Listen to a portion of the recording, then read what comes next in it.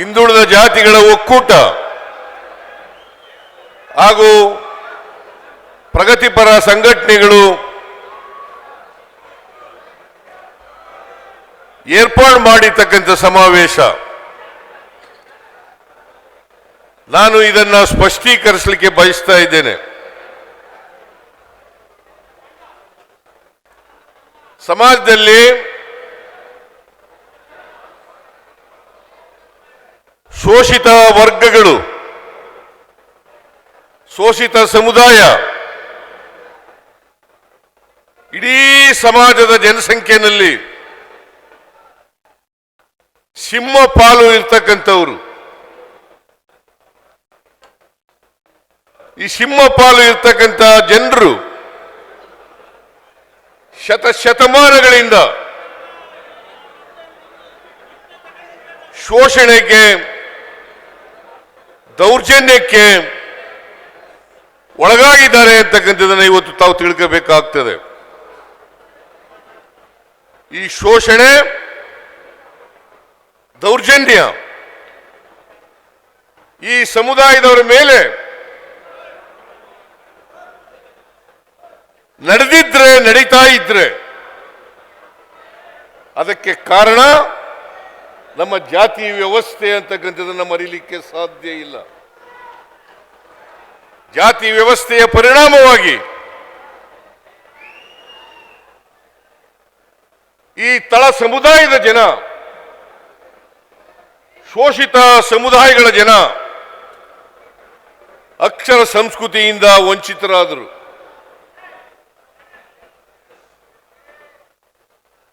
ಜಾತಿ ವ್ಯವಸ್ಥೆಯ ಕಾರಣಕ್ಕಾಗಿ ಬಹುಸಂಖ್ಯಾತ ಜನ ಅಕ್ಷರ ಸಂಸ್ಕೃತಿಯಿಂದ ವಂಚಿತರಾದ ಕಾರಣ ಇವತ್ತು ಸಮಾಜದಲ್ಲಿ ಅಸಮಾನತೆಯನ್ನು ನೋಡಲಿಕ್ಕೆ ಸಾಧ್ಯ ಆಗ್ತಾ ಇದೆ. ಸಮಾಜದಲ್ಲಿ ಇವತ್ತು ಆರ್ಥಿಕ ಅಸಮಾನತೆ ಇದೆ, ಸಾಮಾಜಿಕ ಅಸಮಾನತೆ ಇದೆ, ರಾಜಕೀಯ ಅಸಮಾನತೆ ಇದೆ. ಈ ಅಸಮಾನತೆಯ ಕಾರಣಕ್ಕೋಸ್ಕರ, ಜಾತಿ ವ್ಯವಸ್ಥೆಯ ಕಾರಣಕ್ಕೋಸ್ಕರ ನಿರಂತರವಾಗಿ ಶೋಷಿತ ಸಮುದಾಯಗಳ ಮೇಲೆ ಶೋಷಣೆ ಮತ್ತು ದೌರ್ಜನ್ಯ ನಡೀತಾ ಬಂದಿದೆ, ಈಗಲೂ ಕೂಡ ನಡೀತಾ ಇದೆ ಅಂತಕ್ಕಂಥದ್ದನ್ನು ನಾವು ಮರೀಲಿಕ್ಕೆ ಸಾಧ್ಯ ಇಲ್ಲ. ನಮ್ಮ ದೇಶಕ್ಕೆ ಬಾಬಾ ಸಾಹೇಬ್ ಅಂಬೇಡ್ಕರ್ ಅವರು ನಮ್ಮ ಸಂವಿಧಾನವನ್ನ ಕೊಟ್ಟರು. ಆ ಸಂವಿಧಾನದಲ್ಲಿ ಸರ್ವರಿಗೂ ಸಮಪಾಲು, ಸಮಬಾಳು ಅಂತೇಳಿ ಬಹಳ ಸ್ಪಷ್ಟವಾಗಿ ಹೇಳಿದ್ದಾರೆ. ಎಲ್ರಿಗೂ ಸಮಾನ ಅವಕಾಶಗಳಿರ್ಬೇಕು, ಸಮಾಜ ನಿರ್ಮಾಣ ಆಗಬೇಕು ಅಂತಕ್ಕಂಥ ಮಾತುಗಳನ್ನ ಸ್ಪಷ್ಟಪಡಿಸಿದ್ದಾರೆ. ಇಲ್ಲಿ ಬಸವೇಶ್ವರರವರ, ಅಂಬೇಡ್ಕರ್ ಅವರ, ಬುದ್ಧ, ಬಸವ, ಅಂಬೇಡ್ಕರ್, ಮಹಾತ್ಮ ಗಾಂಧೀಜಿ, ನಾರಾಯಣ ಗುರು, ಕನಕದಾಸರು, ಸಾವು ಮಹಾರಾಜರು, ಜ್ಯೋತಿಬಾ ಫುಲೆ ಇವರೆಲ್ಲರೂ ಕೂಡ ಸಮಾಜದಲ್ಲಿ ಬದಲಾವಣೆಯನ್ನ ತರಲಿಕ್ಕೋಸ್ಕರ ಪ್ರಯತ್ನವನ್ನು ಮಾಡಿದ್ರು. ಜಾತಿ ವ್ಯವಸ್ಥೆ ಹೋಗ್ಬೇಕು. ಜಾತಿ ವ್ಯವಸ್ಥೆ ಇರೋದ್ರಿಂದಲೇ ಇವತ್ತು ಶೋಷಣೆ, ದೌರ್ಜನ್ಯಗಳಿಗೆ ಅವಕಾಶ ಆಗ್ತದೆ. ಈ ಜಾತಿ ವ್ಯವಸ್ಥೆಯನ್ನು ತೊಡೆದಾಕ್ಬೇಕು ಅಂತೇಳಿ ಪ್ರಯತ್ನವನ್ನು ಮಾಡಿದ್ರು. ಅದೇ ಮಾದರಿನಲ್ಲಿ ನಮ್ಮ ಸಂವಿಧಾನನೂ ಕೂಡ ಎಲ್ಲರಿಗೂ ಕೂಡ ಗೌರವದಿಂದ ಬದುಕ್ತಕ್ಕಂಥ ವ್ಯವಸ್ಥೆಯನ್ನ, ಆ ವ್ಯವಸ್ಥೆ ಬರಬೇಕು ಅಂತಕ್ಕಂಥ ಮಾತುಗಳನ್ನು ಹೇಳಿದ್ರು.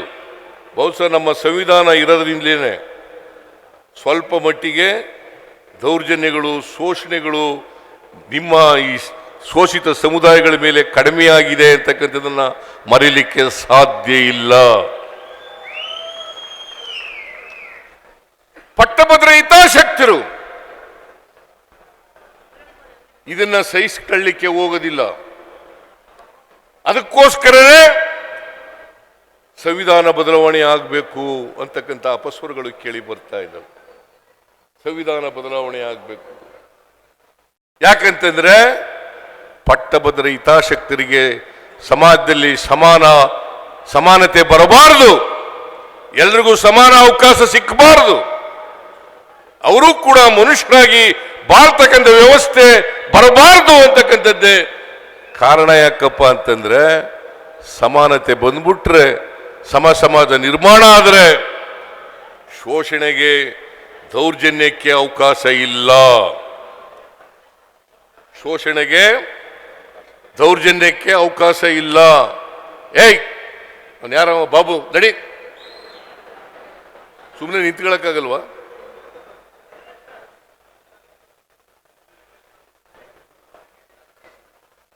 ದೌರ್ಜನ್ಯಕ್ಕೆ ಅವಕಾಶ ಇಲ್ಲ. ಅದಕ್ಕೋಸ್ಕರ ಬುದ್ಧನ ಕಾಲದಿಂದ ಬಸವಣ್ಣನವರ ಕಾಲದಿಂದ ಅಂಬೇಡ್ಕರ್ ಅವರ ಕಾಲದಿಂದ ನಾಲ್ವಡಿ ಕೃಷ್ಣರಾಜ ಒಡೆಯರ್ ಕಾಲದಿಂದ ಸಾವು ಮಹಾರಾಜರ ಕಾಲದಿಂದ ಈ ಸಮಾಜದಲ್ಲಿ ಸಮಾನತೆಯನ್ನು ತರಲಿಕ್ಕೋಸ್ಕರ ಬದಲಾವಣೆಯನ್ನು ತರಲಿಕ್ಕೋಸ್ಕರ ಮೀಸಲಾತಿಯನ್ನು ನಾಲ್ವಡಿ ಕೃಷ್ಣರಾಜ ಒಡೆಯರು ಕೊಟ್ಟರು, ಸಾವು ಮಹಾರಾಜ್ ಕೊಟ್ಟರು, ಮಹಾರಾಷ್ಟ್ರದ ಸಾವು ಮಹಾರಾಜ್ ಕೊಟ್ಟರು. ಇದನ್ನೂ ಕೂಡ ವಿರುದ್ಧ ಮಾಡದನ್ನ ನೀವು ಚರಿತ್ರೆಯಲ್ಲಿ ನೋಡಲಿಕ್ಕೆ ಸಾಧ್ಯ ಆಗ್ತದೆ. ಮೈಸೂರು ಸಂಸ್ಥಾನದಲ್ಲಿ ಮಿಲ್ಲರ್ ಆಯೋಗವನ್ನು ರಚನೆ ಮಾಡಿ ದಲಿತರಿಗೆ, ಹಿಂದುಳಿದವರಿಗೆ, ಅಲ್ಪಸಂಖ್ಯಾತರಿಗೆ ಅಂದ್ರೆ ಬ್ರಾಹ್ಮಣೇತರರಿಗೆ 75%, ಬ್ರಾಹ್ಮಣರಿಗೆ 25% ಮೀಸಲಾತಿಯನ್ನು ಮಿಲ್ಲರ್ ಆಯೋಗದ ಮೂಲಕ ನಾಲ್ವಡಿ ಕೃಷ್ಣರಾಜ ಒಡೆಯರವರು ಜಾರಿಗೆ ತಗೊಬಂದರು 1921ನೇ ಇಸ್ವಿನಲ್ಲಿ. 1921 ರಾಜರ ಕಾಲ ಇನ್ನೂ ಸ್ವಾತಂತ್ರ್ಯ ಬಂದಿರಲಿಲ್ಲ. ಅದನ್ನ ವಿರೋಧ ಮಾಡಿದನ್ನು ಕೂಡ ನಾವು ನೋಡಿದ್ದೇವೆ. ಹಾಗೇನೆ ಮಹಾರಾಷ್ಟ್ರದಲ್ಲಿ ಸಾವು ಮಹಾರಾಜರು ಮೀಸಲಾತಿಯನ್ನು ತಗೊಬಂದರು.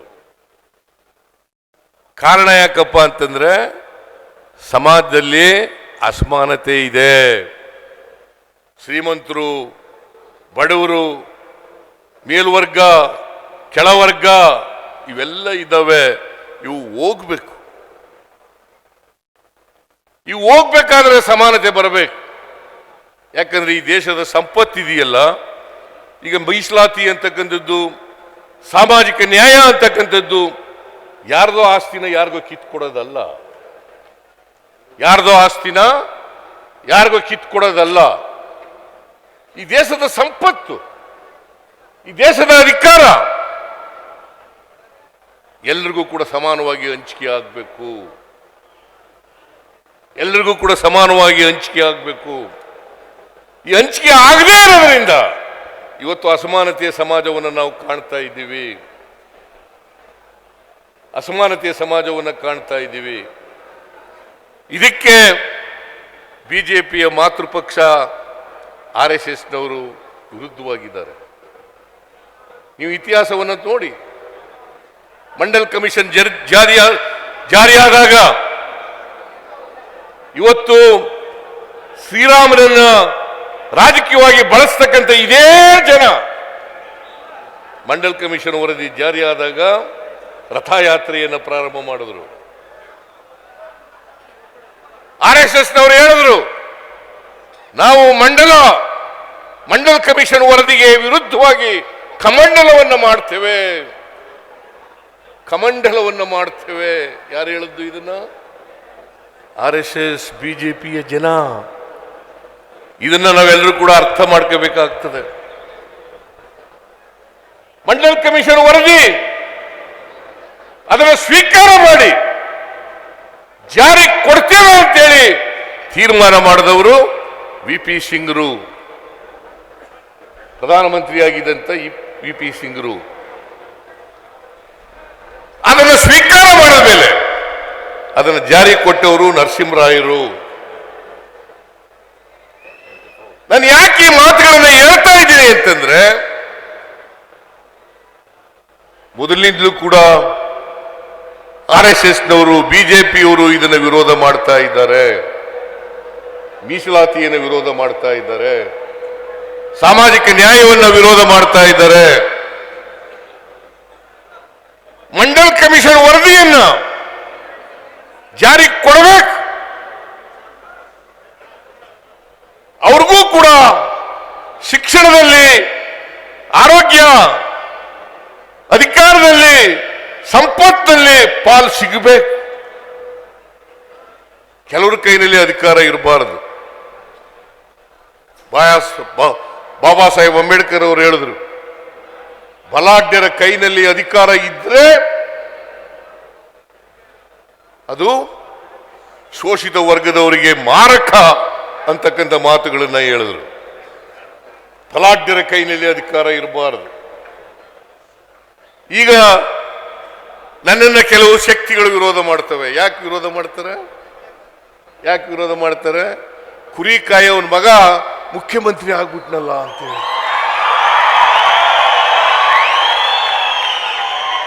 ಕುರಿ ಕಾಯೋನ್ ಮಗ ಮುಖ್ಯಮಂತ್ರಿ ಆಗ್ಬಿಟ್ನಲ್ಲ ಅಂತೇಳಿ. ಸಿದ್ದರಾಮಯ್ಯ 14 ಬಜೆಟ್ಗಳನ್ನು ಮಂಡಿಸು, ಆ ಕಾರಣಕ್ಕೋಸ್ಕರ ನನ್ನನ್ನು ವಿರೋಧ ಮಾಡ್ತಾರೆ. ನಾನು ಮಾಡದಂತ ತಪ್ಪೇನು? ಏನ್ ತಪ್ಪು ಮಾಡಿದ್ದೀನಿ? ಎಲ್ಲ ಜಾತಿಯ ಬಡವರಿಗೆ ನ್ಯಾಯ ಕೊಡ್ತಕ್ಕಂಥ ನಿರ್ಣಯವನ್ನು ಮಾಡಿದ್ದು ತಪ್ಪಾ? ಅನ್ನಭಾಗ್ಯ, ಕ್ಷೀರಭಾಗ್ಯ, ಕೃಷಿ ಭಾಗ್ಯ, ಪಶು ಭಾಗ್ಯ, ಶಾದಿ ಭಾಗ್ಯ, ಸೌಭಾಗ್ಯ, ಇಂದಿರಾ ಕ್ಯಾಂಟೀನ್, ಈ ಎಲ್ಲ ಕಾರ್ಯಕ್ರಮಗಳನ್ನು ಮಾಡಿದದ್ದು ಸಿದ್ದರಾಮಯ್ಯ ಅಲ್ವಾ? ಸಿದ್ದರಾಮಯ್ಯ ಅಲ್ಲ?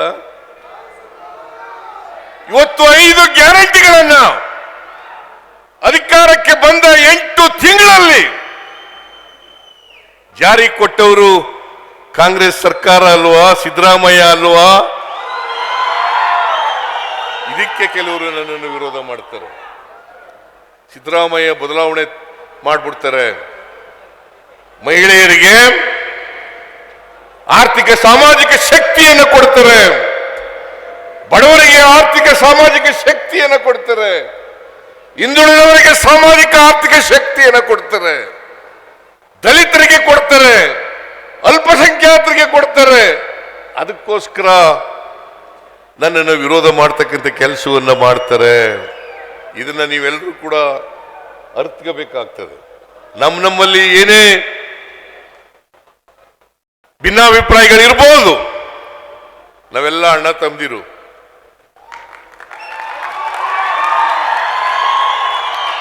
ನಾವೆಲ್ಲರೂ ಕೂಡ ಸಮಾನ ದುಃಖಿಗಳು. ಯಾರು ಸುಖವನ್ನು ಅನುಭವಿಸ್ತಾ ಇದ್ದಾರೆ ಅವರು ಸುಖಿಗಳು.